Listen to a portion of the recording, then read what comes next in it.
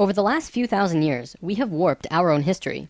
Our stories of the past have been changed, altered, mistranslated, and completely been misunderstood as we rounded the curve on the precession of the equinox. Modern views of our history account for many things, but completely dismiss many very important pieces in the puzzle. For example, the pyramids of Giza. There is no modern theory that accounts for how these could have been made. Individually, each block cannot be pulled even with 50 men pulling it, let alone drag it for hundreds of miles and then stack them on top of each other 450 feet in the air, in such a precise way that even modern technology can't achieve. Not to mention having it lined up precisely with both Orion's belt, a golden mean, and Fibonacci spiral, and be a primary nodal point of every sacred site on the planet. And that's just one example. Our history is not what we think. Many things that we've been led to believe to be true simply is not. This has got to be the biggest.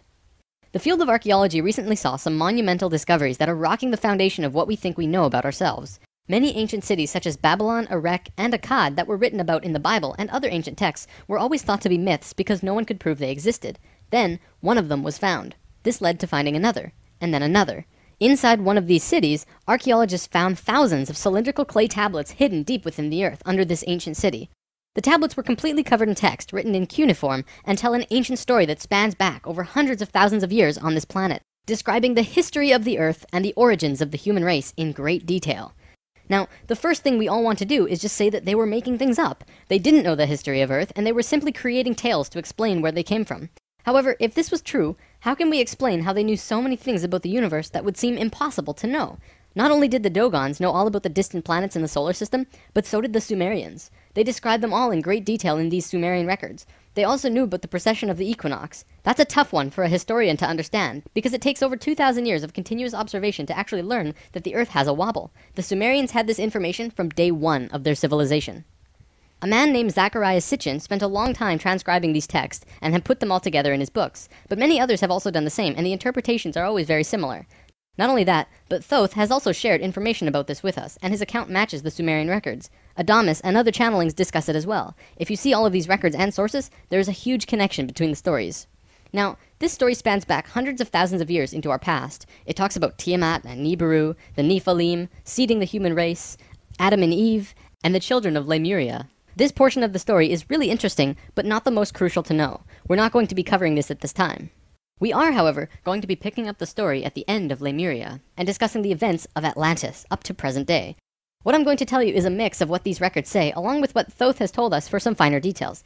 Please have your own experience while watching this. I'm not going to tell you that this is fact. I am simply saying, decide for yourself.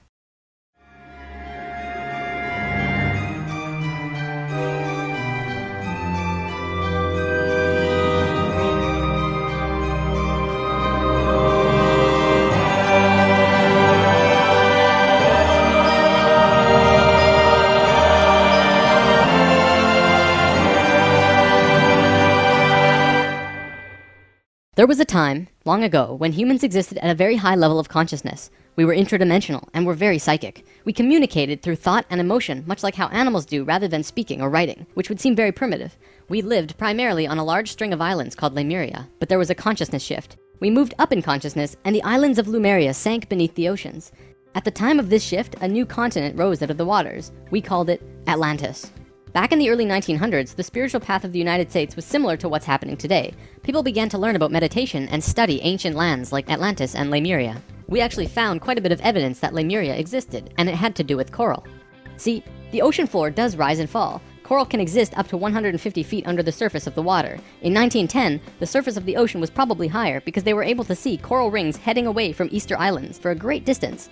These rings were estimated to be found at 1,800 feet, which means that for them to have existed, they would have had to be much higher and sunk slowly.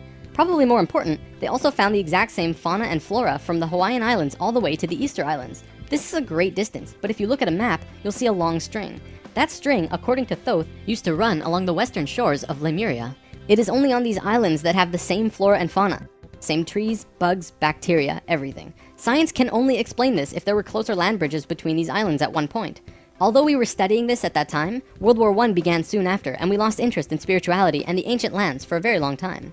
After the sinking of Lemuria and the rising of Atlantis, at first the human race became scattered. We moved to various islands and continents all over the world because we didn't have a home. Yet, we didn't know where to go. At that time, there were about 1,000 humans at a very high consciousness, more than all of the rest. They were called the Nacals. Today, we know them as Ascended Masters. The Nacals began preparing Atlantis to be our new home. They projected their energies across the surface of the continent in the form of the Tree of Life, not with 10 circles, but with 12, an extra on top on the island of Udal, and an extra on the bottom in the water. There were 10 components on the mainland, and even though it extended over hundreds of miles on the surface, it was projected to the accuracy of a single atom. We chose to move to Atlantis because of the Kundalini. In humans, the Kundalini is often referred to as the energy serpent that runs up and down your spine. When activated, it provides an immense amount of energy through all of the chakras. The Earth itself also has a Kundalini because the Earth is alive, like an organism, running from the center of the planet to a specific place on the surface. Wherever the Kundalini resides, the people there become the spiritual leaders of the world. The Earth chose Atlantis to be the new energetic center of the planet. After Atlantis, the Kundalini moved to the mountains of Tibet, which is why the Buddhists were the leaders in pure spirituality for the last 13,000 years. It was a very pure place. It moved again within the last 10 years, but that's a story for another time. If you want to read more, check out the book The Serpent of Light by Drunvalo Melchizedek. Suddenly, in a single day, the Nacals breathed life into the Tree of Life on the surface of Atlantis. This created vortexes of energy rotating out of each and every circle. Once the vortexes were established, the children of Lemuria began to be called forth. Millions upon millions of Lemurians who had settled all across the planet began to be pulled toward Atlantis. A great migration began. However, the Lemurian body of consciousness had only reached the age of 12 as a planetary consciousness. Because we were right-brained, we were a female species, like a 12-year-old girl. And some of our centers weren't working yet. They had worked with these energies, but only mastered 8 of the 10. Each migrating Lemurian was attracted to one of these 8 centers on Atlantis, depending on the nature of the individual. There, they settled and began to build cities. That left 2 vortexes with nobody using them, not a single person. These 2 vortexes were pulling life toward them, and in life, you can't have an empty place. Life will find a way to fill it. Similar to if you were driving along a freeway, following another car, and you drop too far behind, someone will fill the place. That's exactly what happened on Atlantis. Though the Lemurians had only filled 8 of the vortex areas, Mayan records state clearly that there were 10 cities in Atlantis when it fell. You can see these records in the Troano document, which is now located in the British Museum. This document is estimated to be 3,500 years old, and it describes in detail the sinking of Atlantis. To fill these 2 empty vortexes, according to Thoth, 2 extraterrestrial races stepped in. Not 1, but 2 completely different races. The first race were the Hebrews, coming from our future. Thoth says that they came from off-planet, but we don't know where exactly. The Hebrews were kind of like a kid who went through 5th grade and didn't make it, so they had to do that grade over again. They learned all the math, the left brain stuff, but they didn't get the right brain aspect of evolving consciousness, the doing. They didn't graduate to the next level of evolution, so they had to do it again. They knew a lot of things that we didn't know yet and brought many concepts and ideas to us that we weren't aware of yet. Now, if this is true, this would explain quite a few things about the Hebrew people in general. They seem to have many sacred geometries hidden within their culture. It also puts perspective on the story of Exodus. Perhaps Moses incarnated into that lifetime to free the Hebrews because they were not direct descendants of humans and were being treated unfairly. Or could it be that Moses was visited by an ascended master of the Hebrews who guided him to free their people? Given what we know about dimensions and consciousness, it definitely puts a fresh perspective on old stories that didn't make much sense. We could talk about this more, but let's continue for now. There were no problems caused by the Hebrews coming to Atlantis. They actually benefited our evolution. The other race that stepped in caused big problems. These beings came from the nearby planet of Mars. See, according to Thoth, Mars looked very much like Earth a little less than 1,000,000 years ago. It was beautiful. It had oceans and water and trees that were just fantastic. But something happened to them, and it has to do with something called the Lucifer experiment. From the very beginning of creation, everything is simply an experiment. Creation itself was just consciousness creating and inhabiting itself in that creation. There is no divine plan. Spirit can do whatever it wants.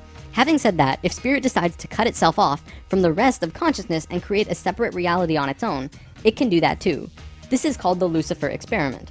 Because Spirit is God, it can do this. There is nothing wrong with that. We've kind of been led to believe that Lucifer is evil and the devil. This just isn't true. Lucifer is just another means of perceiving the reality. It is not a unity perception of oneness, but rather a duality perception of two-ness. There's a flower of life pattern for Lucifer as well, but that's a big topic for another time. Anytime the Lucifer experiment has been attempted in the universe, it always ends in failure. The species will cut itself off from love and will become incredibly male, left-brained. What always ends up happening is that everyone becomes very greedy. There is no compassion for one another, and everyone ends up fighting until they end up killing themselves. More than 1,000,000 years ago, the beings on Mars joined the Lucifer experiment, and it failed dramatically. Basically, they cut themselves off from the unity of the universe and created a separate reality. When the Martians severed the love bond, they became pure male, logical beings with no emotions. What happened on Mars was that they ended up fighting. Mars became a battleground. Eventually, it became clear that Mars was not going to survive. They blew their atmosphere away and destroyed the surface of the planet. Nova recently did an episode on planetary magnetics, and they found some interesting things about Mars. The planet didn't have a magnetic system, however the surface was magnetized, implying that at one point it did, but that something happened. Now, we've been discussing the star tetrahedron before, and now I want to give you a brief understanding of the Merkaba. The Merkaba was known in ancient times as the Chariot of Ascension. It is the star tetrahedral energy field around the body. All around the world there are references to this in ancient texts. When activated to its full potential, the Merkaba, which is both a tool and part of your being, can be used to do the impossible, included but not limited to changing dimensions and traveling through the universe. Before Mars was destroyed, they built huge tetrahedral pyramids. They built 3, 4, and 5-sided pyramids, eventually building a complex that was able to build a synthetic Merkaba. After a million years or so, it's been eroded, but the proof is there. Now, because the Martians were severed from the Unity consciousness, they couldn't create a living Merkaba. They simply used it as a tool. They created a synthetic Merkaba to travel in time and find a new home. A small group of Martians tried to get away from Mars before it was destroyed, and that place they found was Earth. About 65,000 years in our past. They saw this little vortex sitting there just pulling in life with no one in it. They didn't ask permission. Being part of the Lucifer experiment, they just said, alright, let's do it.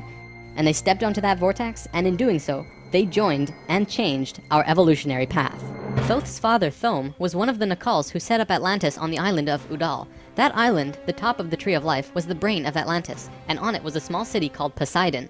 This city is what Plato was discussing when he said that Poseidon bore 10 children, the 10 circles on the Tree of Life. Poseidon was made of 3 rings painted in black, red, and white stones, and it was the symbol for Atlantis.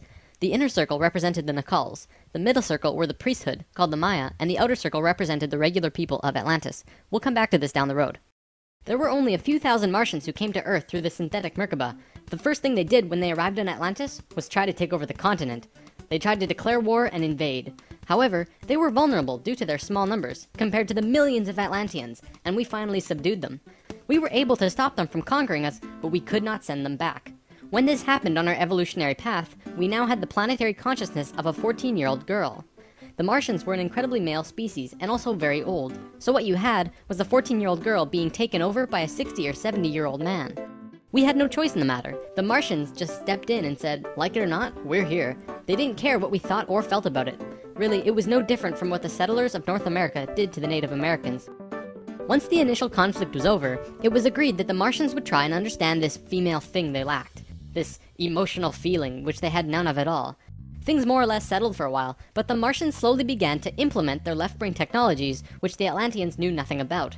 One after the other, the Martians kept putting out these left-brain inventions, until the Atlanteans slowly began to see things through their left brain. We slowly began to become a male species. The Martians gained control, bit by bit, until eventually they had all of the power, as was their intention. The animosity between Atlanteans and the Martians never subsided, not even till the end of Atlantis. They hated each other. The Atlanteans were shoved down and treated like inferiors. It was like a marriage that the female component didn't like, but the male component didn't really care if she liked it or not. It remained this way for a very long time, until about 26,000 years ago, when the next phase slowly began. Before we continue, we have to talk about polar shifts. See, in the 1930s, Edgar Cayce was channeling information for a geologist when he stopped and he said, "There's something you should know. In the near future, the Earth's poles are going to shift."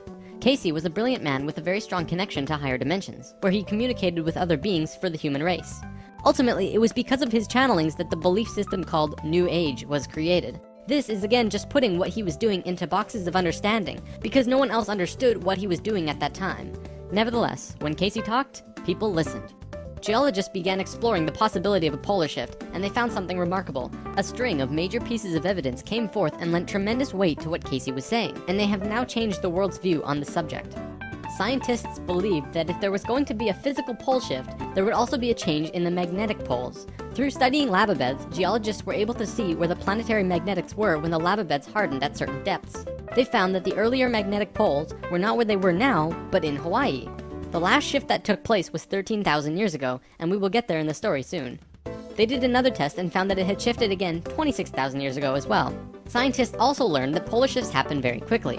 In a single day, the magnetics would do a complete flip, or turn 90 degrees. There's that number again. And within 24 hours, the sun would be rising differently than it did the previous day. This shift has happened hundreds of times over the last 100 million years on Earth, but it's speeding up now and happening faster and faster. Now only 13,000 years between each shift. A whole new viewpoint is beginning to be understood. From space, would this not appear as a pulse? Now, there's a lot more to talk about with polar shifts, but I'm going to give you the basics. A scientist named Charles Hapgood was studying this at great detail because the leading theory behind what caused polar shifts was still underdeveloped at the time. He came up with a theory that demonstrated to be possible through various experiments. Through these experiments, they learned that the surface of the Earth, the crust, could slip over the main mass of the Earth, which continues its rotation as if nothing happened. The crust would rotate and spin out of control until eventually it settles again in a new location aligned with the new magnetics. During this time, there are massive earthquakes and tsunamis and devastations that rock the world. Doesn't that sound a bit like the destruction described in the Book of Revelations? Now, I don't want to freak anyone out. Besides Edgar Cayce's account, many other ancient prophecies, including Nostradamus and Mayan prophecies, have talked about polar shifts in one way or another. And modern science is becoming increasingly aware that there is going to be a polar shift in our near future, which is lining up with our consciousness shift, though they don't take that aspect into account. It's funny actually, a while back, NOVA did 2 reports on polar shifts, and both times NASA shut them down. Then recently, NOVA released a new video called Earth's Magnetic Storm. That video shows all of the evidence for pole shifts without actually using the words pole shift. It's almost as if a specific company doesn't want us knowing about this and the evidence that's been brought forth. Polar shifts are directly related to the magnetics of the planet as well. Planetary magnetics are supposed to look like this, but the reality is much different. Our magnetics have been weakening over the last 500 years or so, and today, they look a little more like this. It was the magnetics becoming more and more warped that's causing many of the problems we've seen in the last 20 years. Birds follow the magnetics of the planet to migrate, and they've been ending up in places they shouldn't be. Whales were continually beaching themselves in the 90s because they followed these magnetics, which led them to land where there should have been water. As for humans, you know how on the night of the full moon there are more rapes, murders, and violent crimes than any other night of the lunar cycle? Well, the moon affects the magnetics of the Earth, slightly. But the magnetics are so warped right now, it's affecting how we think and act as a planet. Our collapse of social structure is related to the geomagnetics of the Earth. Or perhaps it's the other way around. There's one other thing that we need to discuss about polar shifts. They always line up with a consciousness shift. They are interrelated. Thoth lived on Atlantis for a very long time, and he told us that he saw the Earth shift 5 times, watching the sun rise in the east, and then the west, then the east, then the west. This is how to explain why during a consciousness shift at the end of Lemuria, it sank beneath the oceans and Atlantis rose. If the crust was spinning randomly around the planet, many geological events such as continents rising and falling would take place. Now that we have an understanding of polar shifts, we can continue with this drama on Atlantis. 26,000 years ago, we were exactly where we were today on the precession of the equinox. We had gone through our falling asleep phase, and we were about to begin waking up. It was at this point that there was a small consciousness shift. We actually went down in consciousness, not up. A piece of Atlantis about the size of Rhode Island sank into the ocean. This caused a tremendous amount of fear within the Atlanteans, because they thought they were going to lose the whole continent, like what happened with Lemuria. Because of the consciousness shift, one of the bigger things they lost was their connection to the future. They couldn't foresee big events such as the potential sinking of their home. After about 200 years, this fear began to subside. Now, in both the Bible and the Sumerian records, the accounts of Adam, Eve, and all of their children were recorded to have exceptionally long lifespans, like 900 years or so. So 200 years for us back then is like 20 years for us today. We'll explain how we got there soon. Things kinda settled for a while, and then between 13,000 and 16,000 years ago, a comet approached the Earth. Because we were living at a high consciousness across all dimensions, the Atlanteans became aware of it before it hit. A great conflict occurred in Atlantis. The Martians, who were in the minority even though they were in control, wanted to blow it out of the sky with their laser technology. However, the Nacals had learned of the comet's true nature, and the Atlanteans protested. They said that the comet was in divine order. They had to allow it to take place naturally. Let it hit the Earth. That's what's supposed to happen. The Martians fought the Atlanteans, but in the end they gave in. The Martians agreed to let it hit the Earth.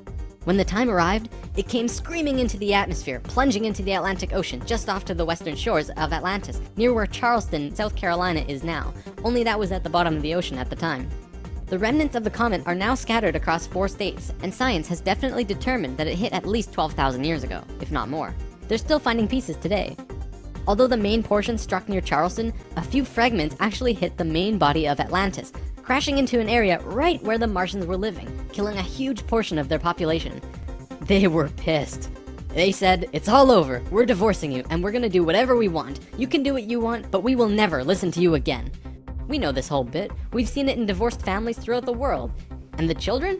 Well, look at our modern world today. We are the children. You can guess what the Martians did next. Their primary interface with the reality was control, and when their anger rose to meet their desire for control, they decided to take over the Earth. They began to once again create a complex like the one they built on Mars long ago to try and create another synthetic Merkaba. If they had succeeded, they would have gained control over everything on the planet. The only thing was, around 50,000 Earth years had passed since they had built a Merkaba, and they didn't quite remember how to do it. But they thought they did. The Martians built the buildings in Atlantis. They set up the whole experiment, threw the switch, and lost control. The destruction was immense. In this reality, you can hardly make a greater error than to create an out-of-control Merkaba. The experiment began to rip open the dimensional levels, not the higher ones, but the lower ones. To give an analogy, if you took a knife and slit open your stomach, the stomach acids would seep into other parts of the body that it's not supposed to be in. That's like ripping open the dimensions. The Martians almost destroyed the Earth. The environmental disaster we are experiencing today is nothing in comparison, though today's disasters are a direct result of these events. Because of this tear in the dimensional levels, a huge number of lower dimensional spirits and beings were thrown out of their comfort zone and into these higher levels. They were forced into a world that they did not know or understand. To survive, they needed bodies and began automatically entering into the bodies of people. For every human body, there were hundreds of lower dimensional spirits inhabiting them. These beings were Earthlings like us, but very different, not coming from this dimension. It was a catastrophe, probably the biggest the Earth has ever seen. The reason the Nacals were special wasn't just because of their incredibly high consciousness, making them like guides of Atlantis. They also had achieved what today we call immortality. Let's just say they figured out a way to keep their body healthy and young for as long as they chose, and could choose to pass on whenever they desired it. When reincarnating, they do not suffer the great memory loss that we do when we incarnate. They did it through their expanded consciousness and tantric interdimensional sex meditations. This is how Thoth was a priest king of Atlantis for thousands of years and stayed on Earth until 15 years ago when he gave all of his memories and understanding about sacred geometry to a man named Drunvalo Melchizedek. The Merkaba is formed out of 3 star tetrahedrons overlaid on top of each other. 2 of them are counter-rotating and the third is stationary. When the Merkaba is formed with the unity consciousness, it is formed internally with love. When it is formed externally through the Lucifer experiment, it does not have that love and can become unstable very quickly. The Martians' attempt at controlling the world took place on one of the small islands in the west of Atlantis. This place today is known as the Bermuda Triangle. It's a triangle because the top of the stationary tetrahedron of the Merkaba is actually sticking out of the water there, which causes a huge electromagnetic imbalance in that area. Many planes and boats have reported to have gone missing there. They just vanished without a trace. The imbalance is multidimensional, and in many cases, these ships and planes have been sucked into different dimensions, never to be seen again. That Merkaba is still there on the seafloor today, but from what I know, it's going to be corrected soon. The Nacals did their best to save Atlantis. They sent most of the lower dimensional beings back, at least as many as they could, and sealed up the dimensional tear.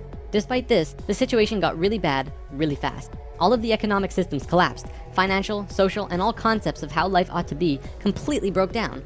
Everyone on Atlantis began getting sick with weird diseases, and the entire continent went into a state of survival. Life was no longer about living. It became about surviving until tomorrow. It was a literal hell on Earth. The Nacals had no idea what to do. They were children compared to the events that had been thrust upon them. So they prayed. They prayed to the highest levels of conscious life in the universe, asking for help from anyone who could hear them. The problem was reviewed on many high levels of life, who I am drawing as the Justice League because the 11th and 12th dimensions are completely incomprehensible to us in our current state.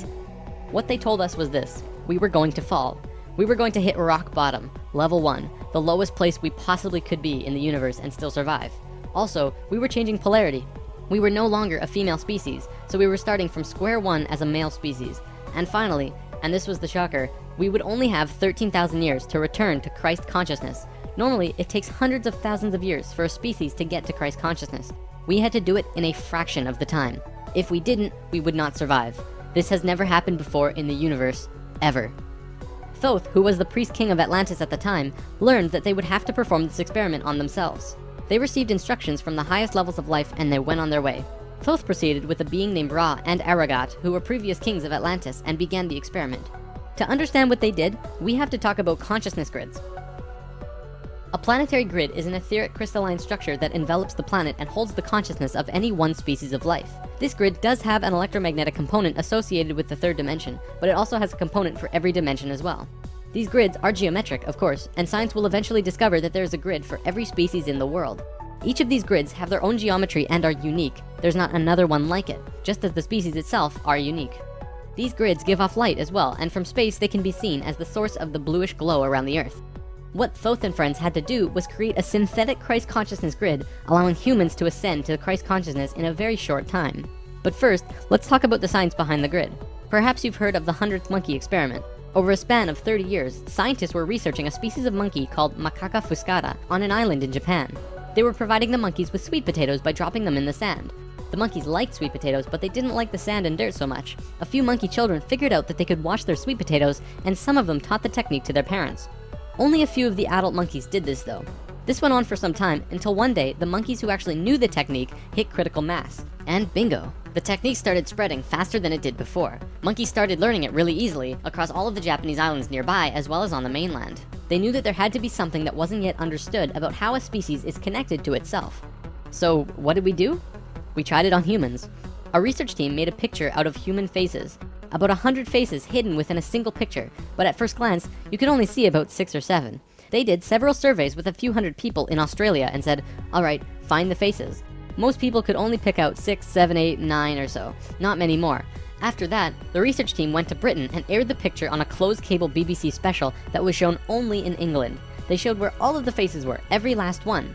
Half of the research team, which stayed in Australia, did the experiment again with new subjects. And lo and behold, people were just naturally able to see more faces.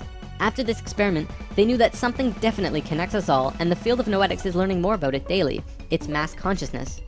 In lesson 11, I showed you the 3 levels of consciousness. Each of these levels have their own consciousness grids around the planet, and our second level grid is based on squares and triangles.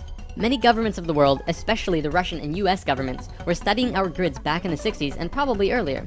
When mapping out the grid on the planet, you find little military bases on many of the nodal points of the grid. There are tons of these bases way out in the middle of nowhere, like on little islands like Guam. This couldn't be a coincidence that these government powers placed their bases right where the little spirals came out of the grid.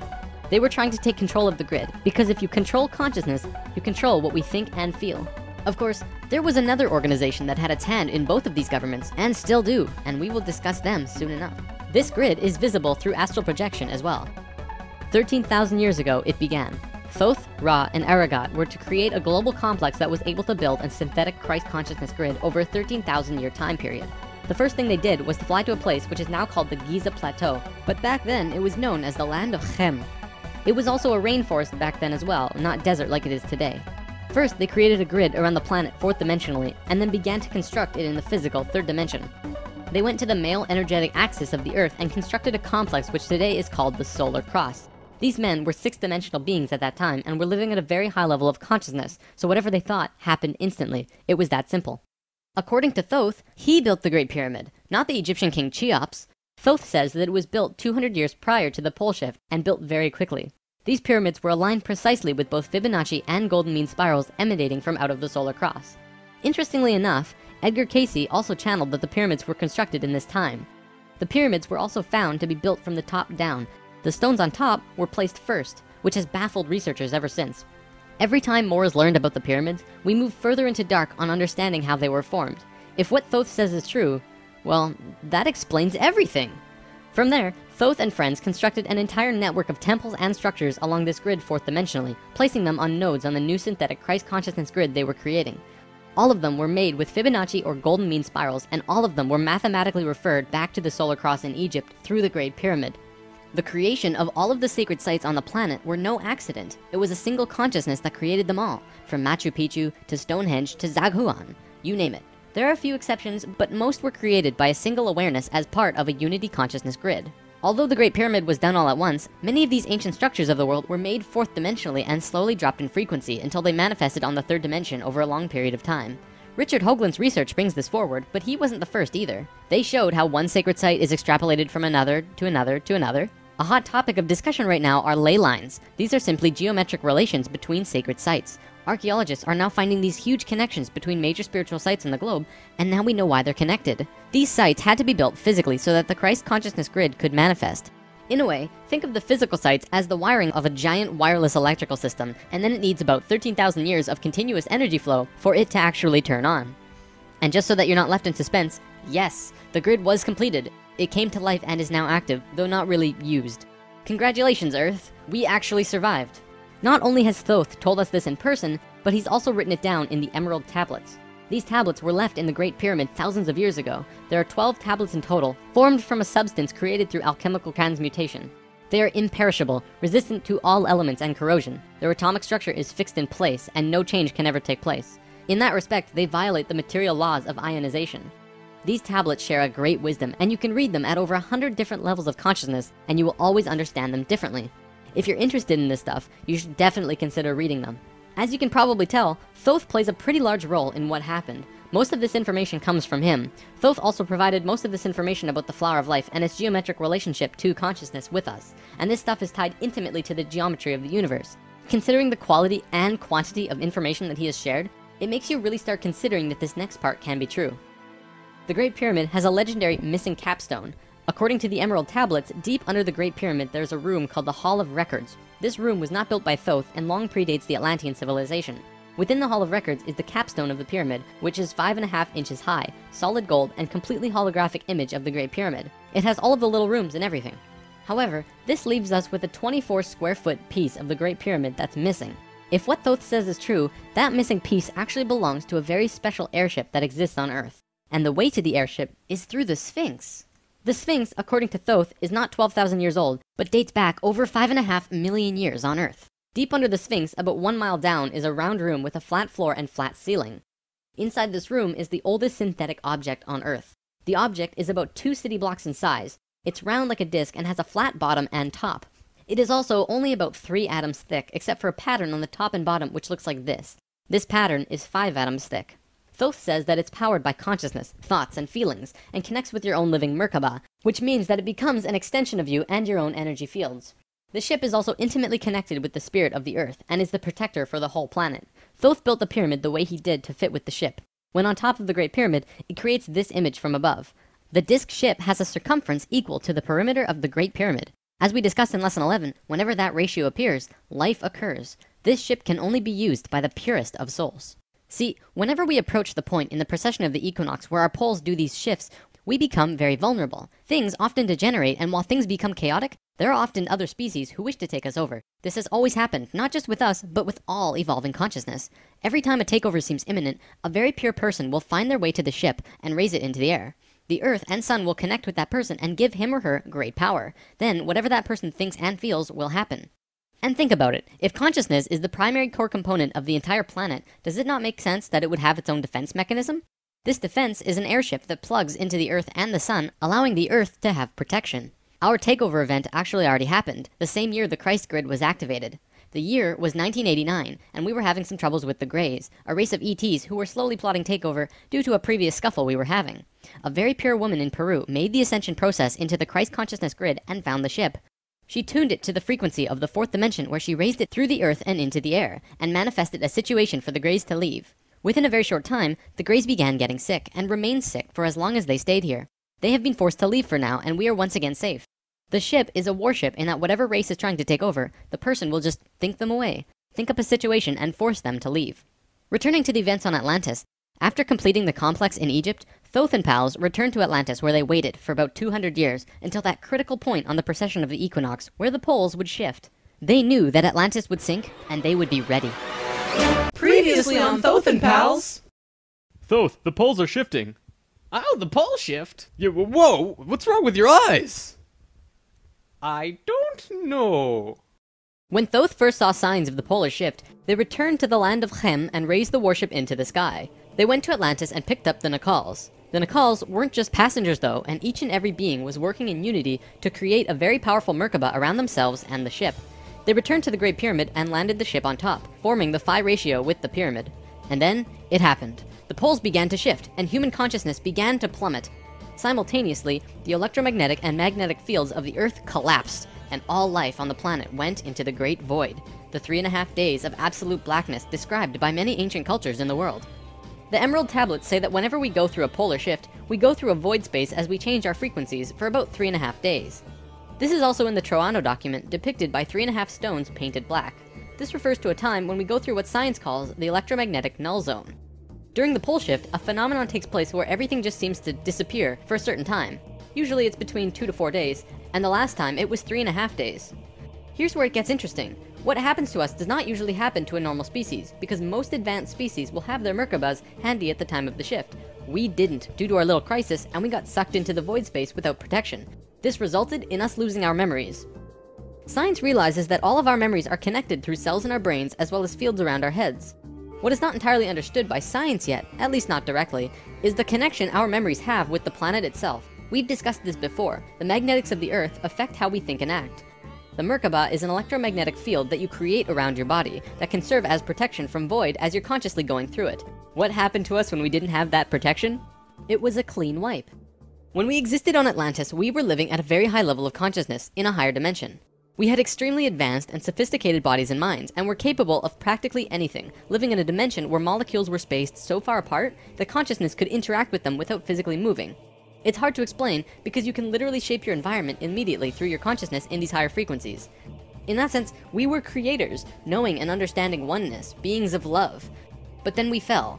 We dropped back down to this place called the third dimension. We also fell in consciousness back to zero. We forgot how to use the pineal gland, and it slowly shrunk to the size it is now, like a raisin, where it's supposed to be eyeball size.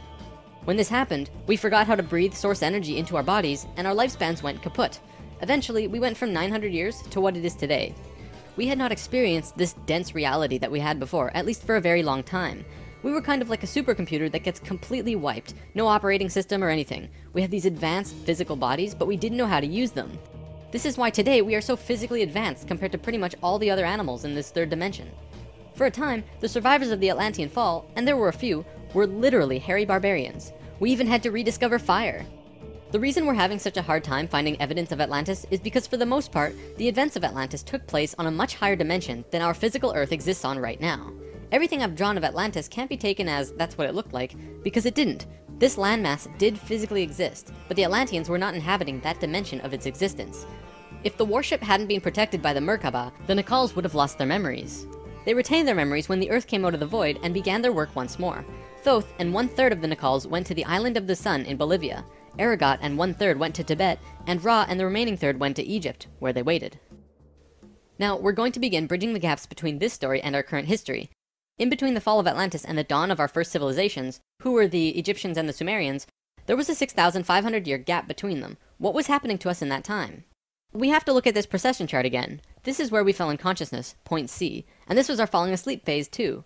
Thoth, Ra, and the Ascended Masters were waiting until point D. They had to wait for humans to just evolve themselves over a 6,500-year time period until they were advanced enough to actually receive this new information that they were going to provide.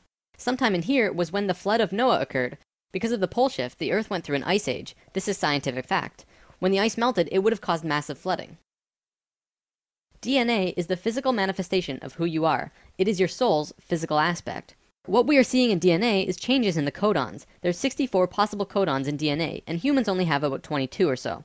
What we're finding is that there are 6 more codons being activated within these children, and they are choosing 2 of the 6. These kids are what we call indigo and crystal children, and probably the super psychics as well. Now, this is a chromosome. Basically, what this is lots and lots of DNA wrapped into this weird H-like shape. This is located in every cell and is part of your body of consciousness. What Thoth tells us is that every level of consciousness seen here not only has its own consciousness grid, but its chromosome change as well. The second level, where we are now, has 44 and 2 chromosomes. To any scientist, this is basic biology. The first level, however, has 42 and 2, and this third level has 46 and 2. The fourth and fifth have 48 and 2 and 50 and 2 respectively. The primary physically visible difference between these DNA in all life is height. The first level has an average height of 4 to 6 feet tall. The second level, us, has an average height of 5 to 7 feet.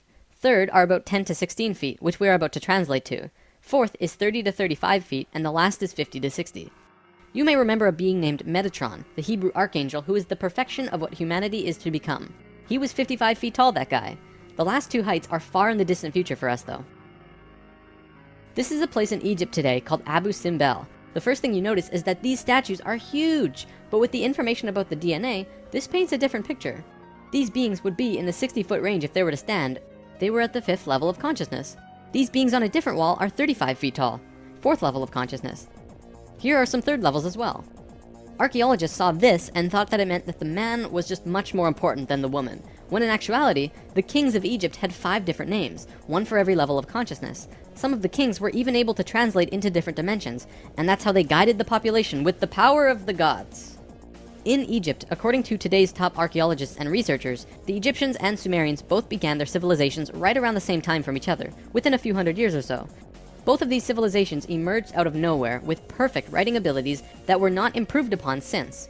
When they first emerged, they were extremely sophisticated and clear, and slowly degenerated over generations. No archaeologist can explain how this happened or explain how it could have happened. They placed Egypt and Sumer into a special classification called stair-step evolution. What happened was, one day, Egypt got its language, full and complete. Then the knowledge leveled off. And then it got another massive leap a little while later. Then suddenly, they knew everything about water and moat systems just perfect. Then, a little time later, bam, they're masters of hydraulics. How did Egypt and Sumer do this? Well, this is what Thoth said. When we were evolving on our own for 6,500 years, Ra and the Ascended Masters were waiting in an underground city beneath the Great Pyramid. We'll come back to this in a bit. Thoth's son Tat formed a group called the Tat Brotherhood, which is a secret group that still exists today as protectors and keepers of the sacred temples. Today, they're still connected to the Ascended Masters. So about 6,000 years ago, some members of the Tat Brotherhood would wait until they would meet someone who could understand what they were going to teach them. When they found someone, they would just tune their frequencies to the third dimension and walk up and tell them information flat out. They said, hey, if you do this and this happens. The Egyptians would say, wow, look at that. Then they would go underground, wait another little while, and repeat the process. Over a short period of time, the Egyptian and Sumerian evolution shot up in stair steps. As for the Sumerians, they also received a more detailed story by those who were assisting them. They described to the Sumerians in all of the details they remembered. They said, this is the history of the planet, write it down. The Sumerians knew about the precession of the equinox because they were told it by the Nacals from Atlantis. After this stair-step period, we began to fall asleep further. Things got worse once more. It was our falling sleep stage of precession, and although the Nacals had given us a boost, we were consciously dozing off. On that note, it's time for the story about the city under the pyramid. Keep an open mind about this because there is very little proof for what I'm about to say. For over 40 years, Drunvalo Melchizedek has been studying human consciousness through sacred geometry and spiritual teachers and masters all over the world. In 1996, he was contacted by a source in Egypt who said that something incredible had been discovered. A stone stele came out of the ground between the paws of the Sphinx into the daylight. They removed it and dug into the earth beneath the Sphinx. There they found a room with 3 tunnels leading off of it. One of the tunnels, which went to the Great Pyramid, had another tunnel coming off it, and it was shielded by a wall of light. Bullets could not pass through this field, and people could not even get close to it without feeling like they're going to die. The Egyptian government found a particular person who could turn off this field. They also had brought in Paramount Studios to film it, as they had filmed the opening of King Tut's tomb. They had a good relationship with Egypt. The government wanted several $millions from Paramount, but at the last minute they asked for an extra $1.5 million under the table. Paramount was outraged and they backed off. Things were silent for about 3 months. Then, Drunvalo heard from a source again who was involved in all this, who said that 3 men shut off the light field and went inside. They found themselves inside a very large building that went on for miles underground, which was really the edge of a giant underground city, which was really just one giant building. Then, a little while later, an Egyptian archaeologist named Larry Hunter began describing the same thing, but more detailed.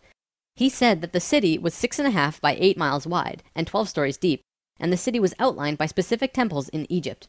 The 3 pyramids are lined up with Orion's belt, but there are also small temples for every other star in the constellation. Those temples map out the city underground and are made out of a special stone not found anywhere else in Egypt called Koinen stone. Incredibly enough, very recently, ancient tunnels were found in Romania that led to both Egypt and the inner earth. Now, I don't have time to go into detail about this particular story, but if you want, check out the book Transylvanian Sunrise by Radu Cinemar.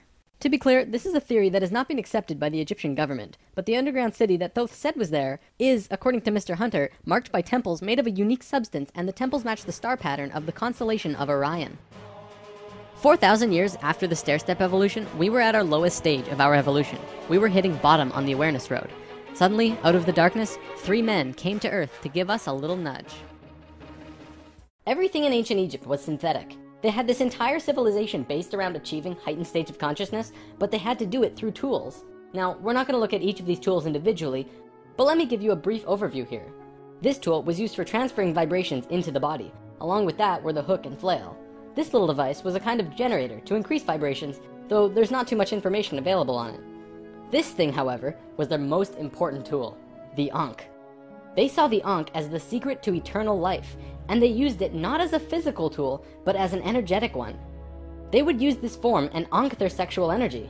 Now, this could be a huge topic on its own, like how energy travels up and down the body through a vertical tube between 5 energy channels that counter-rotate as they extend through the body. But basically, sexual energy is an incredibly powerful energy. We definitely abuse it today, but what the Egyptians knew was that when you had an orgasm, a very large amount of energy bursts from your root chakra all the way up your spine to the top of your head, and then it gets released. What the Egyptians would do was when the spiral of energy hit their heart chakra, they would onk the energy out of the back of their body and over their head and back into their body, where they would keep the energy and retain a massive energy boost. In other words, if you take a tuning fork and hit it, it will reverberate for a certain amount of time. Then, if you attach an onk on top of it and hit it again, it will reverberate at least 3 times longer. The Egyptians were doing this with their bodies. Moving on, when Atlantis was first formed, the Nacals set up something called a mystery school. This is a special type of school where you learn about consciousness, and you learn different aspects of expanding your own consciousness, and eventually getting to a place where you become immortal. It usually took a very long time to achieve this state, and that's why there were only about 1,000 Nacals in comparison to the millions of Lemurians at the start of Atlantis. The first Atlantean to reach the immortal state was a man named Osiris. Ancient Egypt's mythology tells a story about Osiris, a man who was killed and cut up into pieces by his brother in an act of rage, and then the pieces were scattered. This event, perhaps less exaggerated than the myths, actually did happen, and it took place on Atlantis. Osiris's wife and sister retrieved the pieces, and upon returning the final piece, they restored the creative energy flow and brought his spirit back into the body. Through doing this, Osiris became immortal, and he was the first immortal of Atlantis. This story is told throughout ancient Egypt on many temple walls, and I'm going to show you why. Osiris went through the 3 stages of consciousness. The first one was whole, the second was separated from itself, included physically, and the third was whole again. The Nacals used Osiris's understanding of how he became immortal as a template for how others could do it as well, only through consciousness, without needing to be cut up, of course. This eventually became what we would call the religion of Atlantis, but it was more of a deeper understanding that they were following. This template was also used in Egypt, which we will look at now. Through this stair-step evolution, we began to change from the first level of consciousness into the second. Before the fall, we had incredible memories. It wasn't this vague recollection that we have now, but today we might see it as full-tilt 3D holographic memory. After the fall, we still had a photographic memory, and could share these experiences with each other, which is called dream time. It is what the Aborigines of Australia still have today. Through the introduction of writing, however, we began to change from the first level of consciousness into the second. We lost our incredible memories, and became very separate from each other and ourselves. Thoth was the one who introduced writing, and if you look at ancient Egyptian culture, it even says, Thoth brought writing to us, as well as many other things. Now that we were in the second level, over time, things began to change, and a very serious problem developed, which if it hadn't been solved, it would have caused a major catastrophe in our own near future. Basically, in Egypt, the Ascended Masters had used Osiris's genetic coding of changing chromosomes to show others the path of ascension. They developed a system of 42 and 2 gods, with a lowercase g. They were actually called Neters. Most will recognize this one. His name was Anubis. There were 42 and 2 Neters who were representative of human chromosomes. Each one of them showed a specific pathway of life or human experience, and people would follow these understandings to learn more about their life or their own reality. The problem developed when both Upper Egypt and Lower Egypt became more separated from themselves, and the meanings of these Neters were lost. Over time, the drawings of these Neters changed, and the meanings changed with them. People had no idea what they meant. Then it got worse, when the Egyptian king Menes merged Upper Egypt and Lower Egypt into a unified country. Menes also merged the belief systems, so now you had 88 gods that people were fighting over to decide who was really God. This was an issue because now they had people not knowing what to believe, completely lost, separated from their understanding of their own divinity and God. Things became separated further, people fought over which gods were really gods. Today we look back and say, wow, they thought there were so many gods, when really, this wasn't the case at all. Even with the help from the Tat Brotherhood, we just couldn't get it right. There was one short period of Egyptian culture that most historians don't really understand. As it's written in ancient texts and hieroglyphs, for 17.5 years there was a bizarre new ruler that completely changed how Egypt was run, and his name was Akhenaten. Before him, there were only kings. Akhenaten was the first pharaoh, which meant that which you will become. He was also, believe it or not, 15 to 16 feet tall, at least that's how he was always depicted, and had an elongated skull. Both of these aspects are related to Christ consciousness. Akhenaten abolished all previous understandings of God and tried to instill a one-God understanding in everyone. After 17 years, the majority of Egyptians revolted and Akhenaten was killed, soon to be replaced by someone else, returning to the old system. What actually happened? To correct the problem, Thoth got the help from Ai and Tia, who were the first immortals from Lemuria, and got them to mate interdimensionally to conceive a Christ consciousness being. Thoth said that he worked with the previous kings of Egypt to help achieve this, and Egyptologists find that Akhenaten came completely out of nowhere. It took some time, and there was a transitional period involving Amenhotep III, but soon Akhenaten was on the throne. Akhenaten used his time to bring Egypt back to a simple religion where there was one God, one reality. He used imagery of a sun disk to represent this. The priests in Egypt didn't like that because the religious beliefs were centered on the priests. Then he comes along and says, you don't need priests, God is within you, and you can access God from within your own selves. Well, they didn't like that. He also pulled the military back and said, don't attack unless someone else attacks first. The military didn't like him either. Plus, the people generally didn't like him because they enjoyed worshipping their many gods. Eventually, they disposed of him. After all that, what did Akhenaten do that evidently saved humankind?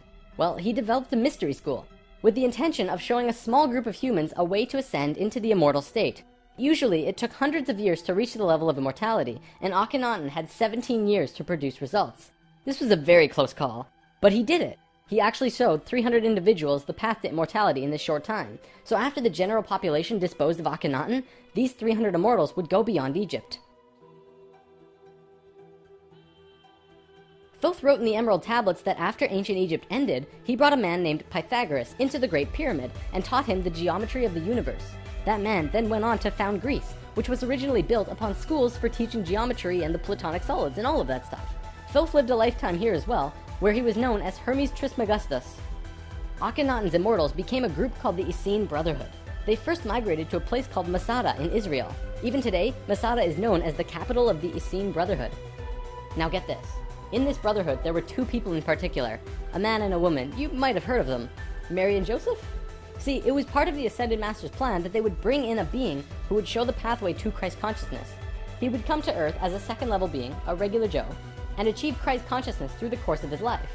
Then, the ascension process, the transitional experience from the second to third level, would go into the consciousness grid that was still being formed. He was able to transition because he was originally from these higher levels. That man is known today as Jesus, although his name at that time was Yahshua ben Hur. If Yahshua had not shown up, we would not have had that ascension experience available to us today. None of us would be aware that these higher levels of understanding even existed, and we would destroy ourselves. According to what Thoth said, Mary and Joseph mated interdimensionally. Mary could have been a virgin, physically, but she mated with Joseph in a way that would allow a soul from a higher reality to come down to Earth and have a human experience. Usually, this is impossible to do otherwise. Through Yahshua's work, he came here just like us, a total human being, but he went through these three important stages: final death, resurrection, and ascension, and gave us these experiences so that we could access them down the road. Now, as we all know, the story of Jesus has a missing piece. He was a child, disappeared for some time, and then showed up again when he was 30. In a book called The 18 Absent Years of Jesus Christ, the leading theories about where he went was actually out east to either the Himalayan or Tibetan mountains, where he became an enlightened guru. He brought his teachings back to the world after that. If you remember from part 1, the Kundalini of the planet was residing in Tibet at that time. They were very spiritually adept people living there, and remain so today. Now, on the topic of Christ, there's something else I'd like to bring up: the Lord's Prayer. Today, we know this as the only prayer that Jesus taught, but did you know it's actually a geometric prayer meditation? A man named Bodhi McCoy spent over 20 years working with this prayer and analyzing it with sacred geometry, and has discovered some incredible synchronicities. In his book, Live the Promise, he explains how the original prayer, not the extended version mind you, has 7 segments or thoughts, which align perfectly with the 7 chakras as well as the 7 original branches of yoga. Bodhi teaches how to do this prayer meditation, as well as meditations him and his wife have developed based on the Lord's Prayer, called heart dances. It's really quite incredible to see how it all works with the pure geometries of the universe. If you wish to learn more, check out livethepromise.net. If you study Christian religion and Egyptian religion, you'll actually find that they parallel in almost every way except for the Egyptians' understanding of God. Most evidence shows that Christian religion came out of Egyptian religion, and then later they went back and discredited the Egyptians. Around 300 AD, there was a council called the Council of Nicaea, which was the syndication between the Roman political and religious authorities. Basically, the religious leaders and political leaders realized that they could unite and impose more influence on the people and control society through their unity. It's right around this time that we begin to see the manifestation of the New Testament, which was put together from scriptures and stories, some newer and some much older, which were renewed and superimposed on the life of Yahshua ben Hur, which today we know as Jesus of Nazareth. The term Christ actually stems back from much before the Bible. It comes from the word Christala, which is a word that derives from the original 7 core audible sounds of creation. When the creation of the universe occurred, the original tones were ka, ra, ya, sa, ta, ha, la. Christla actually was broken down on earth into 2 words, Christ, which soon became Christ, and Hla, which became Allah, which were broken down and changed through oral tradition. The symbol for Atlantis was 3 rings inside of the other. The inside were the Nacals, the middle ring were called Maya, and the outer ring were the Atlanteans. The Maya's job was communicating the messages from the inner circle out to the regular people of Atlantis. When Atlantis sank, the Maya took their knowledge, a crystal skull with memories of Atlantis, and their calendar, and went out to what today is called the Yucatan Peninsula, birthplace of the Mayan civilization. Their calendar is the most advanced, detailed calendar on the planet, and it has its roots in Atlantis. Over the last few hundred years, a group of people have slowly monopolized the entire world into what it is now. Today, there are 13 families that are among the richest families in the world. They have their hands in next to every organization and government and control over 95% of the money. They control our modern world from the very tippy top. Today, we like to call them the Illuminati, except that's not really who they are. The word Illuminati means enlightened ones, which was established long ago as a secret society that was focused around expanding knowledge through scientific and spiritual understandings. Secret societies were not originally bad, but rather consisted of those who just kind of got it. They understood information that the average person at that time would not accept and demonize. These societies had to be kept a secret because of the control that the church had and refuted against what they wanted to explore. This is where Freemasonry originally comes from. If you do the research on the time periods, what probably happened was that the church, who had the majority of the control at the time, probably infiltrated some of these organizations to make sure that they were not creating plans to expose information and destroy the world order that they had created. This led to the church exposing some of the societies as devil worship and blasphemous, and fear of these groups rose. Over time, many secret societies branched off by those who were corrupt or previously infiltrated by the church, and gained more control through the church and large organizations that were being established. Today, there exist 13 families around the world who pretty much own the world, with over 95% of the money and a lust for greed, power, and control. More and more information has become present lately that many of these families may have DNA that is different than the rest of the human population. It is speculated that they share DNA that was passed down from the Martian race or other species races. They contain no love or emotion and are completely power-driven. This brings us to the end of the human history story for spirit science, but of course, it's not really the end. For one, we've only really scratched the surface of discussing many of these topics. Secret societies, for example, would take another 2 or 3 lessons to really get into. Plus, the human history story won't end because we're still living it, and what happens next is ultimately up to you. This story, while seemingly unbelievable and at times outrageous, does explain a lot. Think about it. We've covered the Bermuda Triangle, the face on Mars, Jesus, what the Egyptians were doing, the rise of Greece, pretty much most modern religions, the reason we popped up out of nowhere 6,500 years ago, the stair-step evolution of those cultures, and the story of Atlantis, which has been elusive to us at the best of times. It also explains the Great Pyramids and their connection to all of the sacred sites on the planet, the Sumerian tablets, the Emerald tablets, Lucifer, and as for the Hebrews, if you read their Talmud, it actually seems to suggest that they're not from here. I'm not going to tell you to believe it, but it definitely puts some perspective on many questions and aspects about the world which we generally just don't have conclusive answers to. Take it with a grain of salt, though. After all, it is just a theory.